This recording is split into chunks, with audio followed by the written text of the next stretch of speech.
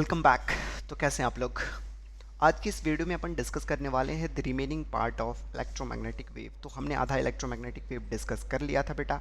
अपन आगे डिस्कस करने वाले हैं remaining part of electromagnetic wave. आपको पता है ये छोटा सा चैप्टर है तो वीडियो ज़्यादा बड़ी नहीं होगी। तो आइए अपन स्टार्ट करते हैं इलेक्ट्रोमैग्नेटिक वेव। कल हमने क्या क्या डिस्कस कर लिया था बेटा। कल की अगर बात करें तो अपन ने क्या क्या डिस्कस करा था, इलेक्ट्रोमैग्नेटिक से रिलेटेड हिस्ट्री, किस तरह से इलेक्ट्रोमैग्नेटिक वेव के हेल्प से हमने रेडियो वेव क्या करा, डिस्कवर कर लिया, जिसकी वजह से ब्रॉडकास्टिंग हो रही है। जो आप लोग लाइव पढ़े रहे उसका भी रीज़न इलेक्ट्रोमैग्नेटिक वेव की डिस्कवरी ही है बेटा। ठीक है, ये हमने कल डिस्कस करा था।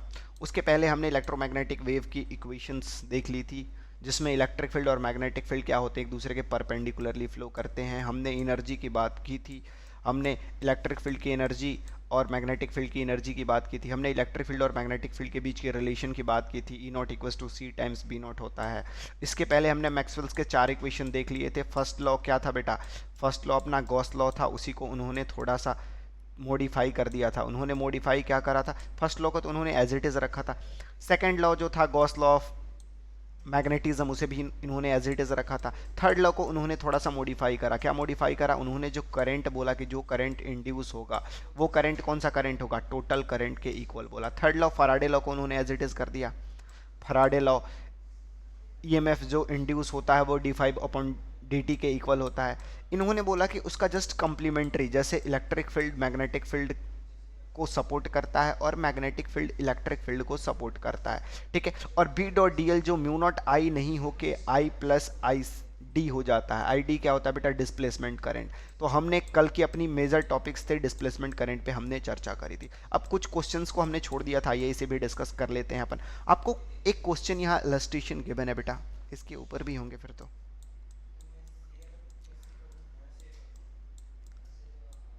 इसके पहले भी आपको यहाँ पे क्वेश्चन गिवन है, in a plane electromagnetic wave electric field oscillate sinusoidally at the frequency. Electric field की फ्रीक्वेंसी गिवन है, क्या गिवन है बेटा, फ्रीक्वेंसी गिवन है। एफ कितनी गिवन है, 2 इंटू 10⁻10 हर्ट्ज गिवन है। क्लियर है।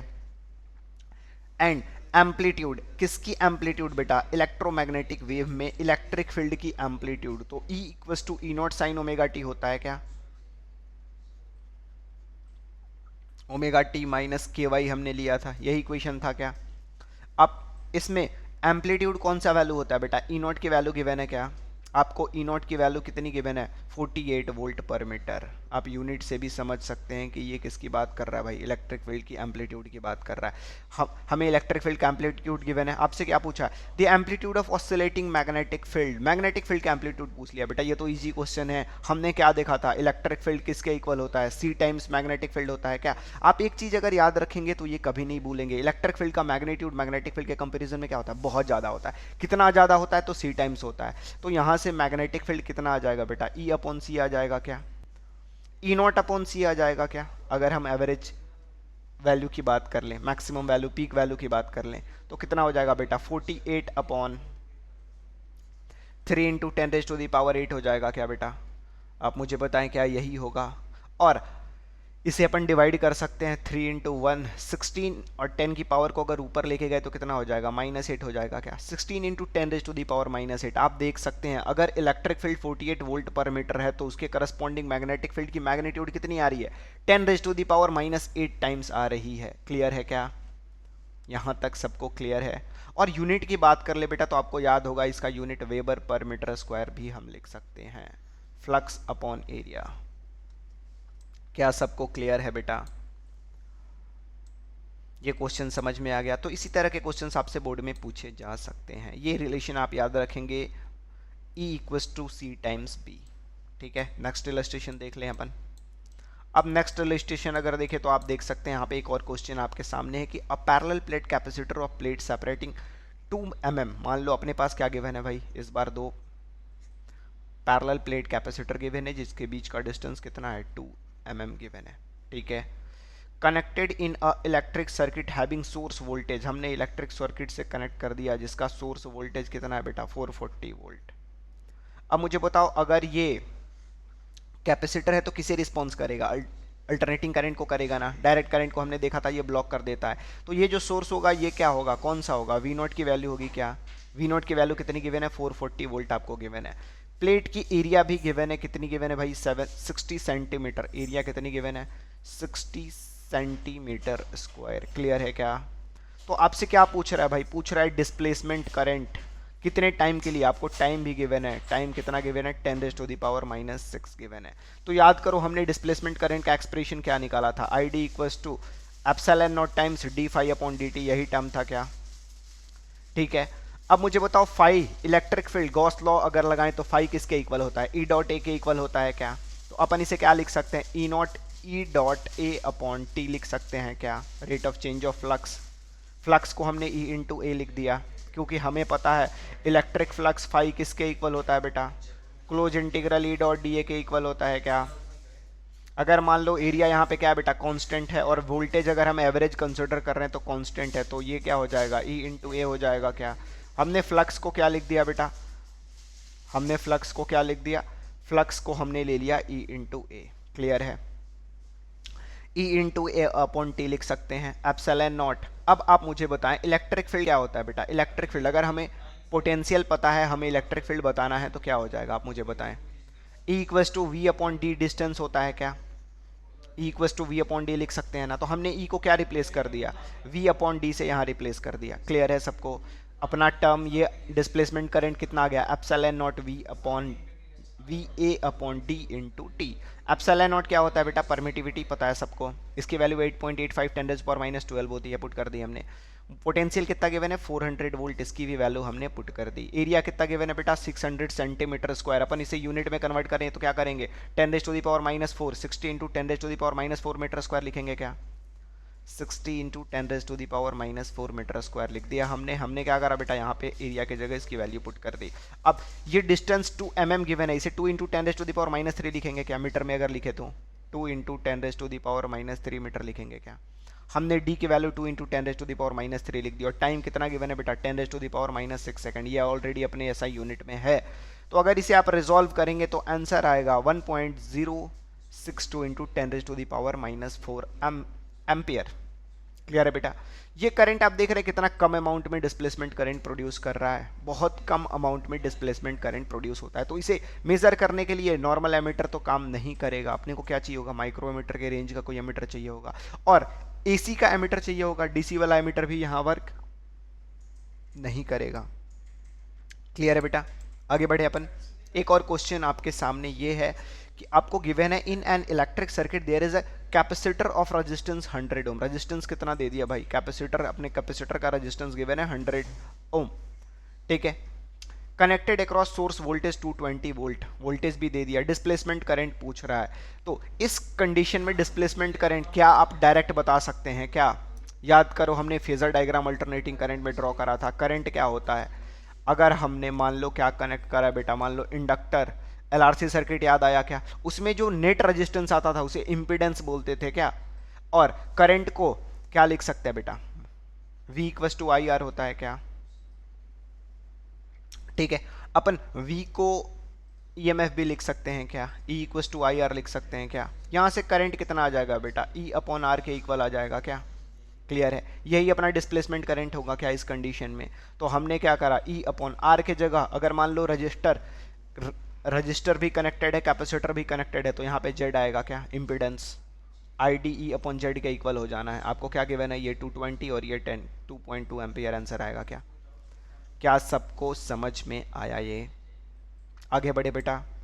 तो ये हो गई अपनी next question. Third year discussion हमने मैक्सवेल्स के चारों इक्वेशंस के बारे में कर लिया था। अब एक और अच्छा क्वेश्चन लेते हैं बेटा। 4 नंबर क्वेश्चन आपके सामने दिख रहा है यहाँ पे। क्या गिवन है, एक point source of electromagnetic radiation having average power, क्या गिवन है बेटा, P एवरेज की वैल्यू गिवन है, कितनी गिवन है बेटा, 800 वॉट। ठीक है। The maximum value of electric field at a distance 3.5 metre. आपसे क्या पूछ रहा है, इलेक्ट्रिक फील्ड की वैल्यू पूछ रहा है भाई, ई मैक्स पूछ रहा है। ठीक है। और कितने डिस्टेंस पे, डिस्टेंस कितना गिवन है बेटा, 3.5 मीटर आपको डिस्टेंस गिवन है। तो कैसे सॉल्व करेंगे, आपको पता है आई को क्या लिख सकते हैं बेटा, आई को क्या लिख सकते हैं, P average upon P upon A लिख सकते हैं क्या, power upon area, power upon area लिख सकते हैं क्या, लिख सकते हैं ना बेटा। अब मुझे बताएं, हमने एनर्जी की बात करी थी, पावर को अपन क्या लिखते हैं बेटा, ई अपॉन टी लिखते हैं क्या, एनर्जी अपॉन टाइम लिखते हैं क्या, लिखते हैं ना। हमने एवरेज एनर्जी की अगर बात करें तो हमने इलेक्ट्रिक फील्ड की एनर्जी कितनी देखी थी बेटा, half epsilon not E square था क्या, half epsilon not E square था क्या, यही था ना बेटा। और हमने इलेक्ट्रिक एप्सिलॉन नॉट को अगर म्यू नॉट के टर्म्स में कन्वर्ट करना हो तो हमने एक रिलेशन देखा था क्या, कि C equals to 1 upon mu naught into epsilon naught होता है, ये रिलेशन देखा था क्या हमने। तो हम क्या करेंगे बेटा, यहां से हम क्या पुट कर देने वाले हैं, एप्सिलॉन नॉट की वैल्यू क्या पुट कर देंगे बेटा, 1 अपॉन सी स्क्वायर म्यू नॉट पुट कर सकते हैं क्या, लिख सकते हैं ना बेटा। तो हमने एप्सिलॉन नॉट को क्या करा, यहाँ पे ई स्क्वायर तो हमने लिख दिया, हाफ एप्स 1/2 का ये हाफ है, एनर्जी की बात करें तो 1/2 का स्क्वायर हाफ है, हाफ एप्सिलॉन नॉट को हमने क्या लिख दिया, mu not times C square लिख दिया। ठीक है, यहाँ सी स्क्वायर का टर्म एक कैंसिल होगा क्योंकि यहाँ से ऊपर में एक पावर के वजह से वहाँ एक टर्म आना है। ठीक है, और ये इलेक्ट्रिक फील्ड यहाँ मैक्सिमम हो जाएगा क्या, क्या यही अपना फॉर्मूला आएगा क्या, आप मुझे बताएं क्या यही फॉर्मूला आएगा। देखो हमने क्या करा, आप सबको पता है इंटेंसिटी क्या होती है बेटा, पावर अपॉन एरिया होता है, यही होता है ना। इंटेंसिटी क्या होता है, पावर अपॉन एरिया होता है।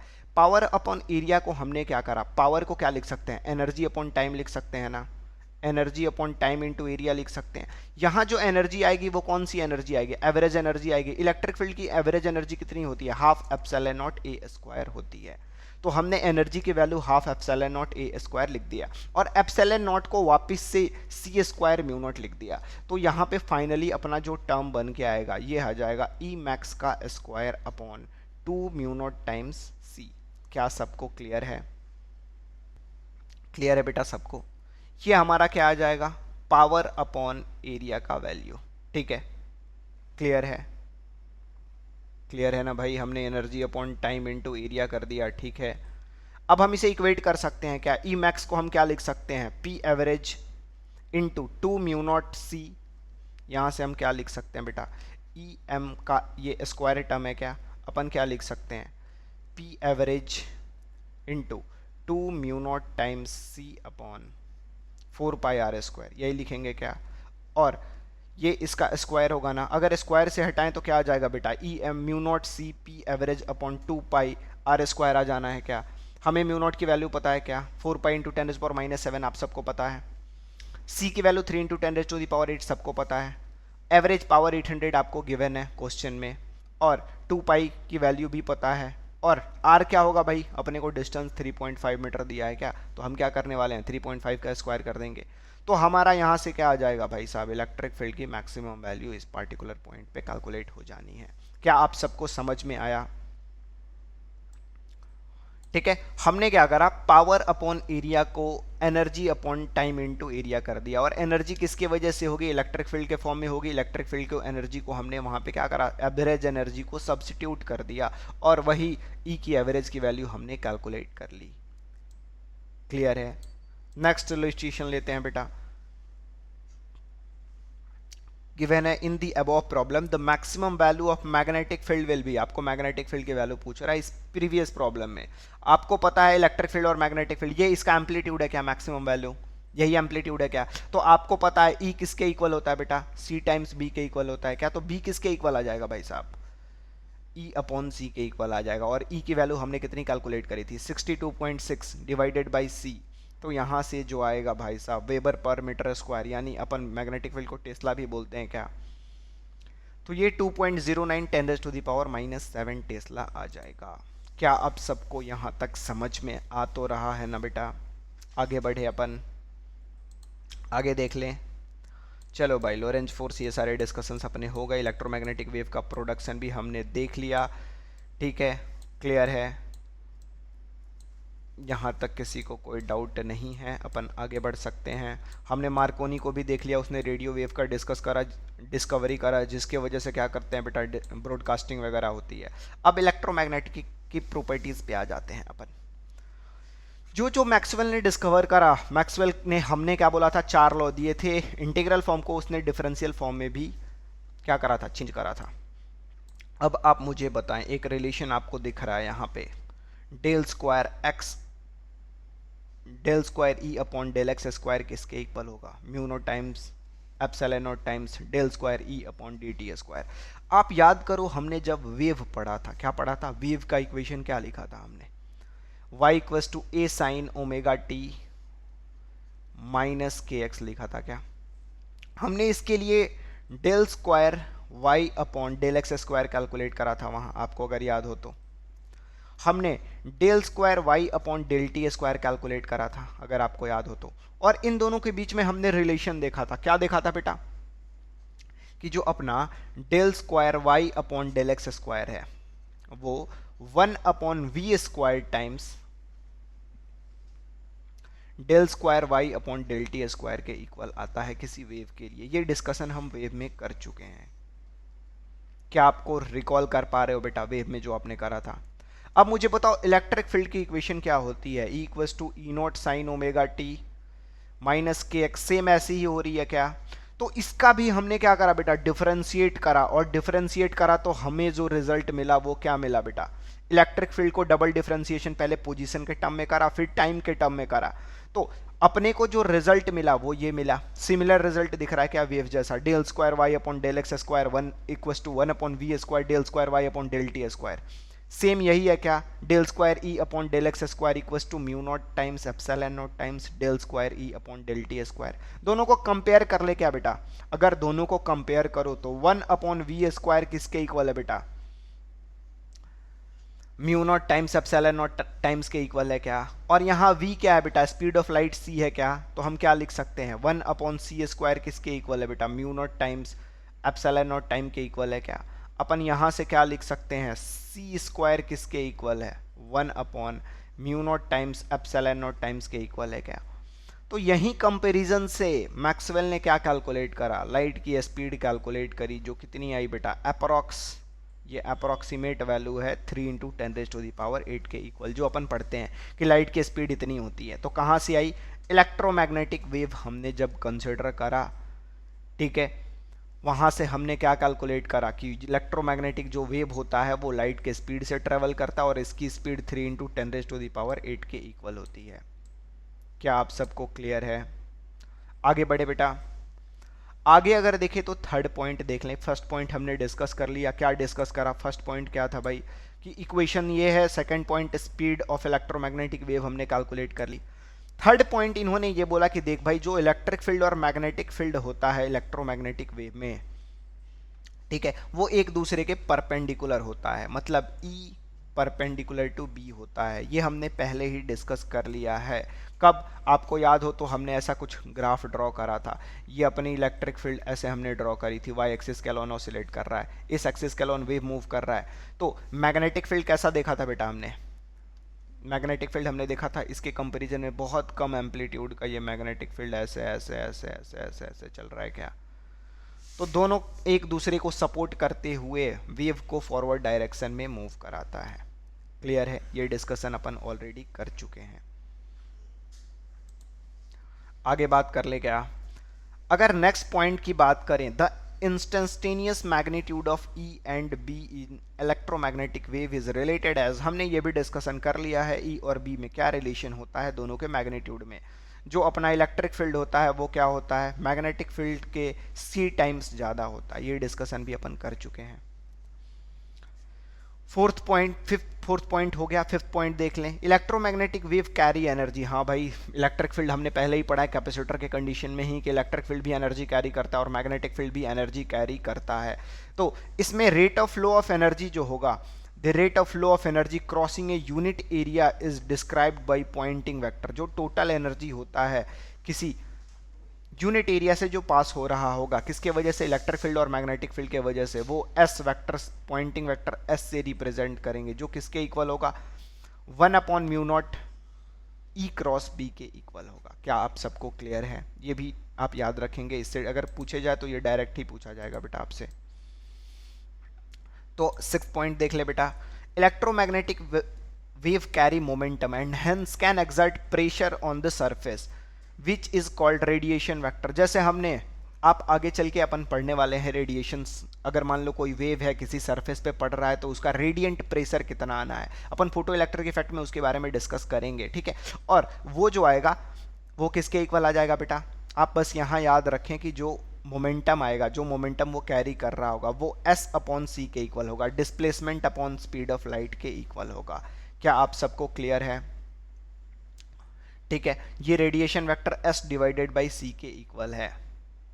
ठीक है, अगर मान लो अब सरफेस के नेचर के ऊपर डिपेंड करेगा, अगर मान लो सरफेस कंप्लीटली रिफ्रैक्टिव हुआ, मान लो यहां से कितना जा रहा है बेटा, पी अपॉन एस जा रहा है, ठीक है, और मोमेंटम, और यहां से जब आएगा तो रिफ्लेक्ट हो गया, मतलब कंप्लीटली रिफ्लेक्ट होके पी अपॉन एस से आ गया, तो चेंज इन मोमेंटम कितना होगा बेटा, यहां से आपसे को क्वेश्चन पूछे जाते हैं, P S minus minus of P S होगा क्या,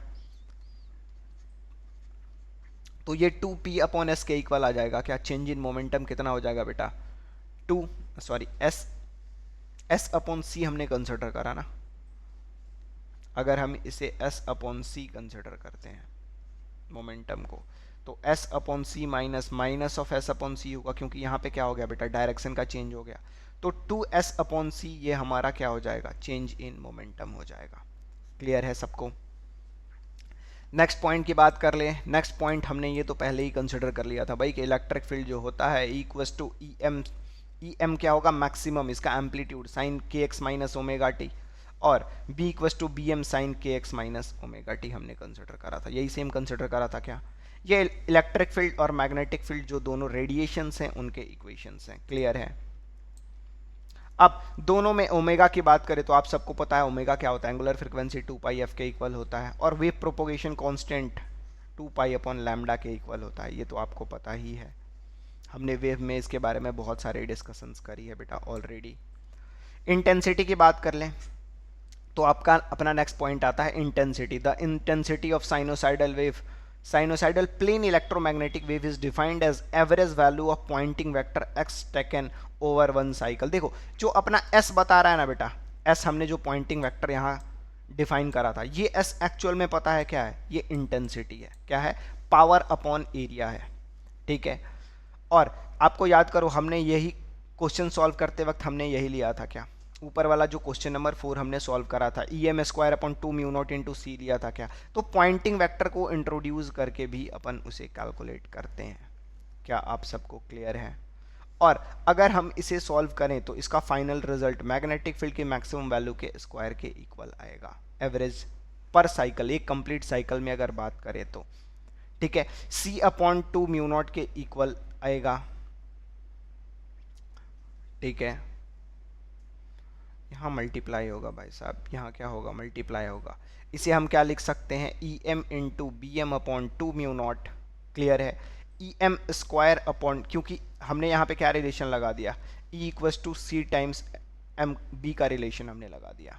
क्लियर है, तो अगर हमें मैग्नेटिक फील्ड यहाँ पे अगर हमें क्या करना हो, मैग्नेटिक फील्ड अगर यहाँ पे हमें पुट कर देनी हो तो क्या करेंगे बेटा, अपन ई को सी टाइम्स बी लिख सकते हैं क्या, तो सी टाइम्स बी का स्क्वायर हो जाएगा, एक ने सी को मार दिया तो कितना हो जाएगा, C upon 2 mu naught into B square हो जाना है। तो आप इंटेंसिटी को आप चाहो तो ऐसे लिखो या फिर ऐसे लिखो,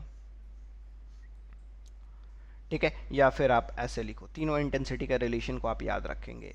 जो पॉइंटिंग वेक्टर एस एवरेज होता है इसे अपन क्या बोलते हैं, इंटेंसिटी। ये किसके इक्वल होता है, तो हमें पता है ई क्रॉस बी तो था ही, ई क्रॉस बी अपॉन 2m के इक्वल, यही हमने डिफाइन करा था ना एस वेक्टर को, 1 upon mu not times E cross B. ठीक है, हमने क्या किया, E equals to C B put कर दिया, तो यहां से एक और रिलेशंस क्या आ गया बेटा, E M square upon 2 mu naught C आ गया क्या। अब वापस से हम क्या कर रहे हैं, ई अपॉन सी को बी पुट कर देंगे, तो इसी से मल्टीप्लाई डिवाइड भी करके कर सकते हैं। यहाँ पे क्या लिख सकते हैं बेटा, 2 बी एम का स्क्वायर लिख सकते हैं क्या, और सी से हमने एक ऊपर मल्टीप्लाई करा था डिवाइडेड बाई 2 म्यू। तो ये हमारी तीन इंटेंसिटी की अलग अलग फॉर्म आ गए, आप इसे याद रखेंगे। आगे बढ़े, 9th पॉइंट देखिए, the fundamental source of electromagnetic waves are accelerating electric field. हमने बात करी थी कि इलेक्ट्रोमैग्नेटिक वेव कब प्रोड्यूस होगा, जब एक्सेलरेटिंग इलेक्ट्रिक फील्ड होगा। इलेक्ट्रिक फील्ड क्या होना चाहिए, चार्ज पार्टिकल क्या होने चाहिए, एक्सेलरेट करने चाहिए। कांस्टेंट वेलोसिटी से हो जाएगा तो ऐसा होगा क्या, सिर्फ हमें मैग्नेटिक फील्ड मिलता है उस कंडीशन में। ठीक है, radio waves emitted by an antenna arises from the continuous oscillations. ये ठीक है, अगर मान लो कहीं भी ऑसिलेशंस हो रहा हो तो क्या वो ऑसिलेशंस की एक्सेलरेशन कांस्टेंट हो सकती है क्या? अगर मान लो ये टू एंड फ्रो मोशन हो रहा है, डायरेक्शन तो चेंज हो रहा है ना, तो एक्सेलरेशन कांस्टेंट नहीं हुआ, तो varying charge with varying acceleration produces electric as well as magnetic field producing radio wave. अब नेक्स्ट पॉइंट, इलेक्ट्रोमैग्नेटिक वेव जो होता है प्रिंसिपल ऑफ सुपरपोजिशन को फॉलो करता है। अपन वेव में पढ़ेंगे कि अगर मान लो दो वेव आ रहा है तो ये दोनों सुपर इम्पोज होके एक सिंगल वेव का फॉर्मेशन करेगा और प्रिंसिपल ऑफ सुपरपोजिशन का फॉलो करेगा। अगर मान लो हम इसकी इक्वेशन लिखते हैं क्या y1 और ये दूसरे वेव की इक्वेशन क्या है इलेक्ट्रोमैग्नेटिक वेव की y2, तो y नेट जो होगा दोनों मिलके जो सिंगल वेव बना रहे होंगे y नेट, इन दोनों के vector sum y1 vector plus y2 vector के इक्वल होगा। क्या आप सबको ये बात समझ में आ गई? प्रिंसिपल ऑफ सुपरपोजिशन का मतलब, और प्रिंसिपल ऑफ सुपरपोजिशन ये तो ठीक है, दोनों मिलके एक सिंगल वेव बनाएंगे तो अपन ऐसे लिख सकते हैं। इसके साथ साथ एक और चीज़ें हैं कि अगर मान लो इलेक्ट्रिक फील्ड किसी पार्टिकुलर वेव का जो प्रोड्यूस हो रहा होगा वो बाकियों के बाकी सोर्स से इंडिपेंडेंट होगा, और किसी पार्टिकुलर पॉइंट पे इलेक्ट्रिक फील्ड का जो इफेक्ट होगा या फिर मैग्नेटिक फील्ड का जो इफेक्ट होगा वो क्या होगा, बाकी सोर्सेज से इंडिपेंडेंट होगा, और उसका नेट वैल्यू जो होगा किसके इक्वल होगा, vector sum of electric field या vector sum of magnetic field के इक्वल होगा। E net equals to summation of E I लिख सकते हैं क्या, ई आई वेक्टर किसी पार्टिकुलर पॉइंट पे जो हम इलेक्ट्रिक फील्ड कैलकुलेट करें या फिर मैग्नेटिक फील्ड कैलकुलेट करें, वो summation of all the magnetic field होगा क्या, अपन ऐसे लिख सकते हैं ना, इलेक्ट्रिक फील्ड को लेके मैग्नेटिक फील्ड को लेके ऐसे अपन लिख सकते हैं। क्लियर है? आगे बढ़े बेटा, लास्ट पॉइंट अपन डिस्कस कर लेते हैं। The electric field of an electromagnetic wave is responsible for all the optical effect. जो भी हम डिस्कस करने वाले हैं ना बेटा, अब वेव में जो अपन डिस्कस करने वाले हैं, तो जो भी लाइट से रिगार्डिंग डिस्कशन अपन करने वाले हैं, जितने भी हमने लाइट के ऑप्टिकल इफेक्ट देखने वाले हैं, उसके लिए कौन रिस्पॉन्सिबल होने वाला है, सिर्फ इलेक्ट्रिक फील्ड रिस्पॉन्सिबल होने वाला है। मैग्नेटिक फील्ड का कंट्रीब्यूशन नहीं होगा। क्यों नहीं होगा भाई? क्योंकि मैग्नेटिक फील्ड की मैग्नीट्यूड इलेक्ट्रिक फील्ड के कंपेरिजन में कितनी होती है, नेग्लिजिबल होती है। क्लियर है? एक और क्वेश्चन की बात कर ले अपन, एक और क्वेश्चन की बात कर लेते हैं बेटा। क्वेश्चन ये गिवन है कि in an electromagnetic wave the amplitude of electric field is 1 volt पर मीटर। क्या गिवन है? इलेक्ट्रिक फील्ड ई नॉट की वैल्यू कितनी गिवन है बेटा, 1 वोल्ट पर मीटर गिवन है क्या। द फ्रीक्वेंसी ऑफ वेव, और क्या गिवन है भाई साहब, फ्रीक्वेंसी इन्होंने दे दिया 5 × 10⁻⁻14 हर्ट्ज। आगे बात करें, the wave is propagating along Z axis, ये किस एक्सिस के अलॉन्ग मूव कर रहा है, Z axis. The average energy density of electric field joule per metre cube में बताना है हमें। क्या बताना है भाई साहब, ई एवरेज की वैल्यू बतानी है। तो कैसे करेंगे भाई, हमने क्या देखा था भाई, half epsilon not E square होता है क्या।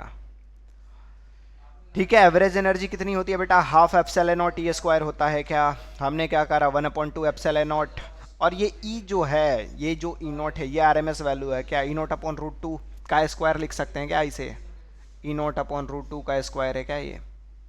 तो हमने क्या करा, ई नॉट अपॉन √2 का स्क्वायर कर दिया। ई नॉट की वैल्यू कितनी पुट कर दी, 1 पुट कर दी, मतलब स्क्वायर करेंगे तो वापस से यही टर्म आ जाएगा ना बेटा। तो कितना आ जाना, एक 2 का टर्म एक्स्ट्रा आ जाएगा, 1/4 एप्सिलॉन नॉट ई स्क्वायर आएगा क्या, क्योंकि हम यहाँ एवरेज की बात कर रहे हैं। क्लियर है? तो एप्सिलॉन नॉट की वैल्यू आप सबको पता है 0.85 10⁻⁻12, और ई की वैल्यू 1 गिवन है, तो हमने यहाँ से क्या कैलकुलेट कर ली, एनर्जी डेंसिटी या एनर्जी कैलकुलेट कर ली। क्लियर है बेटा? अब हम बात करते हैं जो हमारे इलेक्ट्रोमैग्नेटिक वेव हैं उनका एक स्पेक्ट्रम एग्जिस्ट करता है। जैसे आपने नाम सुना होगा, X rays, gamma rays, Y rays, ultraviolet rays, ये सारी रेज क्या होती हैं, सभी इलेक्ट्रोमैग्नेटिक वेव होती हैं। किस पे डिपेंड करता है, फ्रीक्वेंसी के बेसिस पे अपन इसे डिवाइड करते हैं या फिर वेवलेंथ के बेसिस पे अपन इसे डिवाइड करते हैं। क्लियर है? तो हम वेव, जो भी इलेक्ट्रोमैग्नेटिक वेव है, on the basis of wavelength and frequency, ठीक है, अपन वेव को अलग अलग पार्ट्स में डिवाइड कर देते हैं। आपके सामने एक टेबल दिख रहा होगा जो किसको रिप्रेजेंट कर रहा है भाई, इलेक्ट्रोमैग्नेटिक वेव के अलग अलग पार्ट्स को रिप्रेजेंट कर रहा है। अब कौन कौन से वेव है भाई साहब देखेंगे, अपन एक एक करके डिस्कस कर लेते हैं। सबसे पहला कौन सा है भाई, गामा रेज। गामा रेज कौन सी रेज होती है, इसकी डिस्कवरी किसने करी थी, हेनरी ने करी थी, बैक्वेरल और मैडम क्यूरी ने मिलकर इसकी डिस्कवरी करी थी। सबका नाम तो सुना होगा आप लोगों ने। ठीक है, ये कैसे प्रोड्यूस होता है? तो रेडियो एक्टिव न्यूक्लियाई के डीके की वजह से ये प्रोड्यूस होता है। ठीक है, इसके वेवलेंथ की रेंज की बात करें तो इसका रेंज 10⁻⁻14 टू 10⁻⁻10 मीटर के बीच में लाई करता है। फ्रीक्वेंसी की बात करें तो 3 × 10⁻22 हर्ट्ज से लेके 3 × 10⁻18 हर्ट्ज के बीच में लाई करता है। क्लियर है? इसकी एनर्जी की रेंज की बात कर लें तो ये कितना होता है भाई साहब? 10⁻7 से 10⁻4 इलेक्ट्रॉन वोल्ट तक होगा। क्लियर है क्या आप सबको? आगे बढ़े बेटा, आगे बढ़े क्या? ये 4 नहीं, माइनस होना चाहिए भाई साहब, यहाँ माइनस होगा ना, क्योंकि E इक्वस टू क्या होता है, आप आगे पढ़ेंगे, इक्वस टू एच न्यू होता है क्या? एच की वैल्यू कितनी होती है? 10⁻⁻34 होती है क्या? और फ्रिक्वेंसी हमने कितना कंसिडर कर लिया भाई? 10⁻22 कंसिडर करी। 10⁻, अगर 22 करे तो ऑर्डर कितना आ जाना है भाई साहब? यहाँ से 22 -22 आएगी क्या? आगे बढ़े, इसकी प्रॉपर्टीज़ के बारे में बात कर ले तो ये हाई पेनिट्रेटिंग पावर रखता है, ये कहीं भी होल कर सकता है बेटा। ठीक है, ये पार्टिकल कैसे होते हैं? अनचार्ज पार्टिकल होते हैं, इनकी आयोनाइजेशन पावर लो होती है। ठीक है, इतने एप्लीकेशंस। इसका एप्लीकेशंस की बात कर लें तो gives information of nuclear structure. हम गामा रेज के हेल्प से किसी एटम के न्यूक्लियर के स्ट्रक्चर को बता सकते हैं। मेडिकल ट्रीटमेंट में भी इसे अपन यूज़ करते हैं। ये इसकी हो गई अपनी एप्लीकेशंस। अब बात कर ले दूसरी किसकी बेटा? एक्सरेज की। तो एक्सरेज को रोंटजेन ने डिस्कवर करा था, और ये इसकी डिस्कवरी कैसी हुई थी भाई? तो due to collision of high energy electron with heavy target. अगर मान लो किसी हाईली मूविंग इलेक्ट्रॉन को अगर किसी हेवी टारगेट से टकरा देते हैं तो क्या प्रोड्यूस होता है? एक्सरे प्रोड्यूस होता है। इसी एक्सरे का यूज करके उन्होंने सबसे पहली बार, आपको बुक्स वगैरह में मिल जाएंगे, सबसे पहली बार इन्होंने किसी के बोन्स की एक्सरे निकाले थे। अपनी बीबी के हाथों के एक्सरे निकाला था उन्होंने सबसे पहली बार। ठीक है, और वो आपको अवेलेबल है सबसे पहला एक्सरे, जो कि आजकल मेडिकल में इसका सबसे अधिक एप्लीकेशन है। जो अपन एक्सरेज कराने जाते हैं उससे फ्रैक्चर्स बोन्स के वो हमें बता देता है। ठीक है, अगर हम किसकी बात करें भाई साहब? इसके वेवलेंथ की बात करें तो वेवलेंथ का ऑर्डर क्या है भाई साहब? 6 × 10⁻⁻10 से लेके कहाँ तक है? 10⁻⁻9 तक। 10⁻⁻10 से 10⁻⁻9 के ऑर्डर का इसकी क्या होगी भाई साहब? क्या होनी है इसकी?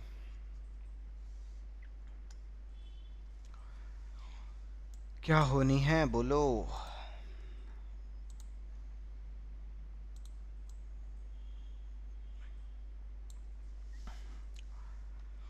तो एक्सरे हमने देख लिया।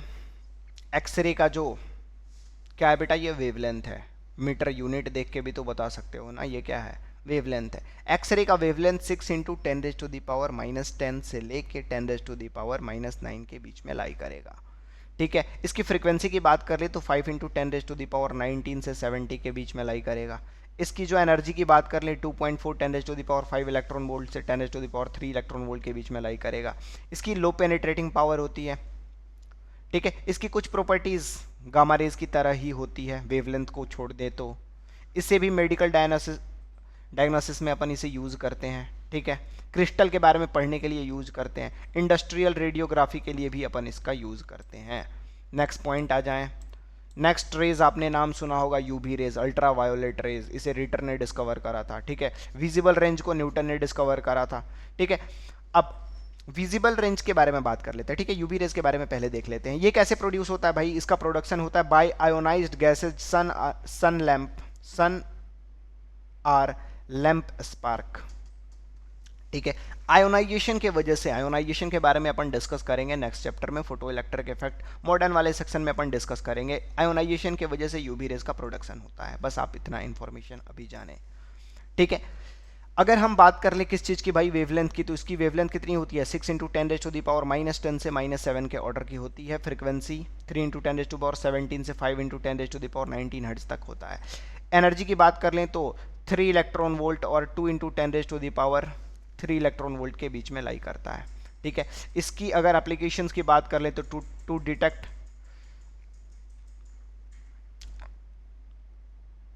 एडल्ट टेट्रियन डिटेक्ट करने के लिए इसका यूज करते हैं। ठीक है, दूसरी अगर बात कर लें इसका प्रोडक्शन कैसे होता है, तो भाई साहब इसका प्रोडक्शन फोटो इलेक्ट्रिक इफेक्ट में होता है।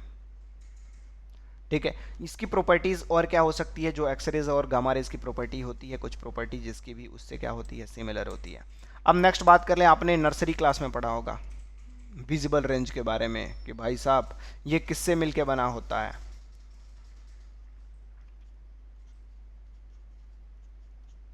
रेनबो पढ़ा है क्या, जो न्यूटन ने क्या करा था भाई साहब, न्यूटन ने एक डिस्क बनाया था 7 कलर में, डिस्क उसे डिवाइड कर दिया था 7 कलर में। डिवाइड करने के बाद उन्होंने क्या करा था, इसके ऊपर वाइट लाइट डाला था, तो क्या दिख रहा था, इसका कलर वाइट दिखता था। वहां से न्यूटन ने किसकी डिस्कवर करी थी, विजिबल रेंज ऑफ लाइट की डिस्कवर करी थी, जो कहाँ से कहाँ तक होता है भाई साहब, violet, blue, green, yellow, orange और रेड, ये 7 कलर से मिलके बना होता है क्या। अब इनकी बात कर लें तो ये इनका production outer orbit electron transition in atom gases discharges tube इन, ठीक है, इनका प्रोडक्शन कहाँ होता है, आउटर मोस्ट ऑर्बिटल से अगर इलेक्ट्रॉन ट्रांजिएंट स्टेट में जाता है, बाहर निकल जाता है, तो वहाँ से इनका प्रोडक्शन होता है, कलरफुल लाइट अपने को देखने को मिलता है। ठीक है, स्पार्क वगैरह भी आप लोग देखते होंगे, व्हाइट लाइट प्रोड्यूस होता है, वहाँ से भी अपने को देखने को मिलता है। गैस डिस्चार्ज ट्यूब में भी हमें कलरफुल पैटर्न्स देखने को मिलते हैं। अगर वेवलेंथ की बात कर ले तो इनका रेंज कहाँ से कहाँ तक होता है भाई साहब, विजिबल रेंज 3 × 10⁸ इंटू 10⁻⁻7 मीटर से लेकर 7.8 10⁻⁻7 मीटर तक लाई करता है। आपके सामने यहाँ पे गिवन है भाई, एक एक पढ़ना तो मुश्किल है, आप लोग इसे याद कर लेंगे। वायलेट कलर का रेंज, और अगर फ्रीक्वेंसी की बात कर ले तो सबसे अधिक फ्रीक्वेंसी कितनी होती, किसकी होती है बेटा, वायलेट की होती है क्या, और सबसे कम किसकी होगी भाई साहब, रेड की होगी क्या। ठीक है, अगर यानी सबसे कम फ्रीक्वेंसी रेड की होती है, सबसे ज़्यादा फ्रीक्वेंसी वायोलेट की होती है। वेवलेंथ आपको पता है क्या कि frequency mu equals to c/λ होता है, तो जिसकी फ्रीक्वेंसी अगर ज़्यादा होनी है उसका वेवलेंथ क्या होगा भाई, कम होगा क्या। क्लियर है, तो विजिबल रेंज की क्या यूजेस है आपको पता ही है। जो भी चीज़ें हम अपने आसपास देखते हैं किसके वजह से देखते हैं, उसके ऊपर वाइट लाइट जाता है, सारे कलर्स को वो एब्जॉर्ब कर लेता है, उस पार्टिकुलर कलर को रिफ्लेक्ट कर देता है, तभी हम उस चीज़ को देख पाते हैं। अपन ऑप्टिक्स में इसके बारे में इन डिटेल डिस्कस करेंगे। नेक्स्ट बात करें किसकी, नेक्स्ट जो विजिबल रेंज के बाद आता है बेटा कौन सा है, इंफ्रारेड वेव है। इसे किसने डिस्कवर करा था, विलियम हर्सल ने डिस्कवर करा था क्या। ठीक है, इसकी वेवलेंथ की बात कर ले तो आपके सामने है 7.8 10⁻⁻7 टू 10⁻³ रेंज पे लाई करता है। माइक्रोवेव्स को हर्ट्ज ने डिस्कवर करा था। रेडियो वेव हमने डिस्कस ऑलरेडी कर लिया था, इसे मार्कोनी ने डिस्कवर करा था। ये ऑसिलेटिंग सर्किट के वजह से प्रोड्यूस होता है, ऑसिलेटिंग सर्किट में वेयरिंग करंट के वजह से इसका प्रोडक्शन होता है। इसकी वेवलेंथ का रेंज कहाँ से कहाँ तक है भाई, 10⁻⁻7 मीटर टू लेके 0.7 मीटर तक है। रेडियो वेव्स की 0.3 मीटर टू लेके फ्यू किलोमीटर्स तक है। ठीक है, इसकी फ्रीक्वेंसी की बात कर ले 3 × 10⁻11 टू 3 × 10⁻9 के रेंज का है। अगर रेडियो वेव्स की बात कर ले तो 10�9 हर्ट्ज का है। क्लियर है, एनर्जी की बात कर ले तो आपके सामने दिख रही है एनर्जी 10⁻³ इलेक्ट्रॉन वोल्ट। ठीक है, ये अगर अपने बॉडी को छू के भी निकल जाए तो पता नहीं चलेगा भाई, 10⁻³ इलेक्ट्रॉन वोल्ट इसकी एनर्जी है। अब रेडियो वेव भी 2 पार्ट में डिवाइडेड है भाई साहब। पहला, जिसकी हमने वेवलेंथ की बात करी थी, जिसका वेवलेंथ रेंज फ्यू किलोमीटर तक हो। ठीक है, और दूसरा जिसका वेवलेंथ का रेंज बहुत दूर तक हो। जैसे हम लोग अपने आसपास टावर लगे होते हैं ना, कितने किलोमीटर के रेंज में टावर होने चाहिए। सबसे पहली बात जो मार्कोनी ने क्या करा था, ब्रॉडकास्टिंग करा था, उसमें उन्होंने जो डिस्टेंस लिया था 50 किलोमीटर तक कर दिया था ना। तो अगर आपके 50 किलोमीटर के रेंज में टावर होता है तो क्या हो जाएगा बेटा, आप कम्युनिकेशंस कर पाओगे। क्लियर है, तो ये अपना डिस्कशन रहा different type of electromagnetic waves की on the basis of frequency and wavelength. ये डाटा लर्न करने वाला ही है। ठीक है, तो आप इसे याद कर लेंगे, बोर्ड एग्जाम में आपसे पूछे जा सकते हैं फ्रीक्वेंसी और वेवलेंथ के रेंजेस। अपन एनर्जी के बारे में और डिटेल में डिस्कस करेंगे कब, जब अपन फोटो इलेक्ट्रिक इफेक्ट पढ़ रहे होंगे। क्या आप सबको क्लियर है? तो हमने ये चैप्टर बेटा कर लिया ख़त्म। अपना पूरा EMT इलेक्ट्रोमैग्नेटिक थ्योरी क्या हो गया बेटा, ख़त्म हो गया। अब नेक्स्ट पार्ट में अपन ऑप्टिक्स डिस्कस करने वाले हैं और मॉडर्न, तो ही ये सेक्शन अपना रह गया है। तो आप हमारे साथ बने रहिए, ठीक है, और सीखते रहिए। मिलते हैं बेटा अगले एपिसोड में। Thank you very much.